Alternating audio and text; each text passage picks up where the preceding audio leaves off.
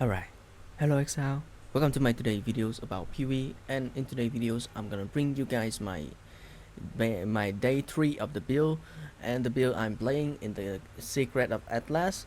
The reason I choosing this build is because I see that I want to farm a lot of currency, but I don't want to run Sanctum, so I decide to go back to the old school with the old style, which is I have it here, the Death Aura within the Caustic Arrow.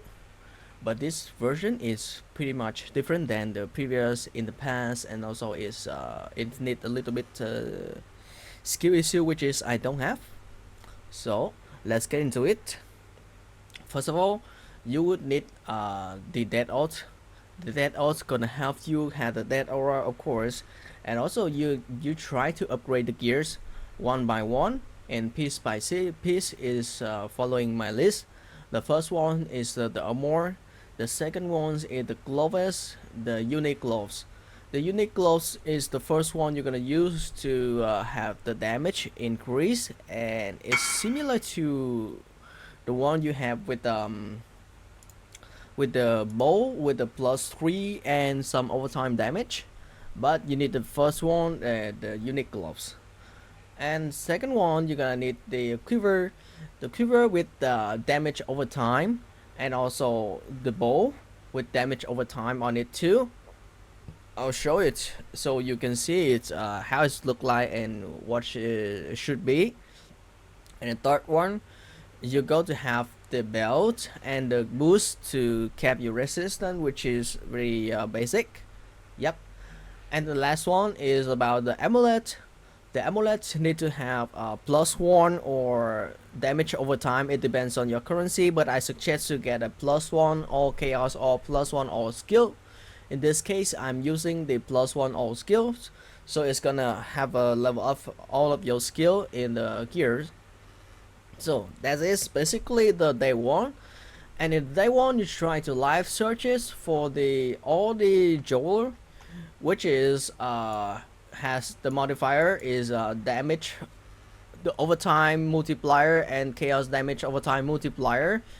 From the number is like 5-7 or 6-8 is the best one, but 5-7 is fine. But you have to live search it in start of the day 1 because it's pretty much cheaper, and you can also get all this before the day 2, so you got it cheaper and you don't have to spend a lot of currency on that, because it's going to be expensive in day 2 and day 3 because that's how the economy work. Yep. And then the second one you need to live search it is about the colossal jeweler, which is have 3 skill I have showing here. So the colossal jeweler is gonna need 8 skill, no 9 skill, no 10 skill, just 8 skill. So you're gonna use all that skill to have your damage going up. And then you're gonna need to live search it for the Civil War timeless jeweler too. But the timeless jeweler, you're gonna upgrade into it by day 3, I guess. But if you have more currency, you got lucky or whatever, you can upgrade it in day 2, it's fine. And then other than that, you need to live search for the another items. So the item for the second stage is about the bow with the +3 and some increased chaos damage or damage over time, but need to have a 6 link and +3 is a requirement. And then the quiver also the same. You can keep the quiver from the previous stage or upgrade it into a better quiver with have projectile speed and some damage over time multipliers. Increased damage with bow is a must from the quiver. And then you're gonna need to live search for the helmet, the medieval predator crown, which is gives you the hexproof, and also the amulet imprisons on this amulet, which is gonna give you have the despair or punishment cast as an aura, has no reservation, but you need to use the despair instead of punishment from my suggestion, because I think despair is more important than punishment. But whatsoever depends on which is cheapest then. And then you need to find the ring which is has the base increase chaos damage. The ring, call it eyelid ring. This one is gonna drop from the blight if you got lucky, but you need to find the base of this one is at least level 84. Why? Because level 84 you can roll the strength tier 1. So then you're gonna need to keep one magic and one rare.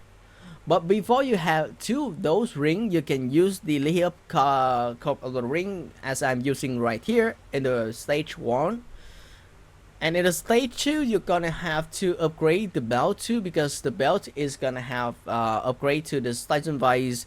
And also in the Station Vise, you're gonna have the Ice Yours, the Abyss Jeweler, which is have increased chaos, now increase the overtime damage while wielding a two-handed weapon, and also some extra modifier like attribute, maximum life, or enemy weighted by you minus all rest, something like that. And for the flask, you're gonna need to have the facing flask, the armor flask, and the sulfur flask. Of course, quicksilver flask.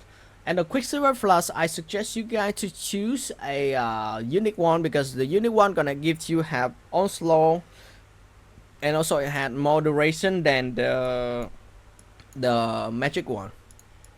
And yes, so you have to change the trees from the stage 1 to the stage 2 is also is a little bit changes, harder to change, and also it costs a lot of gold, and also it costs a lot of out of regret. And also, so after all, you, and when you reach to the stage 2 and you almost in the day 3 as I'm here now, you are available to farming the last tier of the logbook expedition, level 83, and so on. Besides that, you need to have the guardian, the enemy guardian, which is gonna increase your damage a little bit, but I suggest you to just call him when you're fighting against the Vorona bosses, because he's so weak and he die pretty fast, because the Logbooks expedition has a lot of modifier in it, and it's pretty crazy for the enemy guardian to stay alive.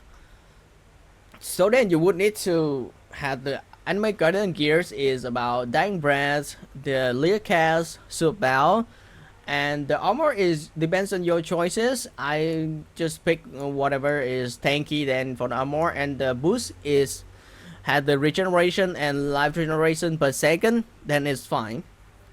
And then that is for the enemy guardian.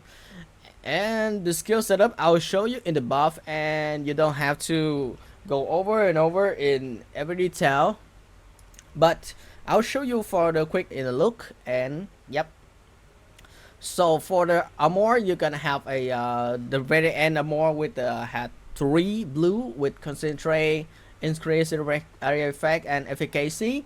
With a double green, we have void manipulation and a sweet affliction. The last one is less duration. And for the bow, we have caustic arrow, of course, sweet affliction, void manipulation, empower, concentrate, and vicious. Of course, all those green gem you need to have awaken.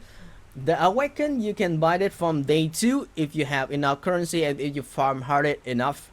If you don't have, then just take currency until you fight it, because without the awaken you're gonna need to play more carefully in the level 83. And in helmet we have punishment, despair, and blasphemy, because we're gonna cast them as an aura, and also determination. And why we put it in helmet is because it's gonna increase the level of socket gem for the 2.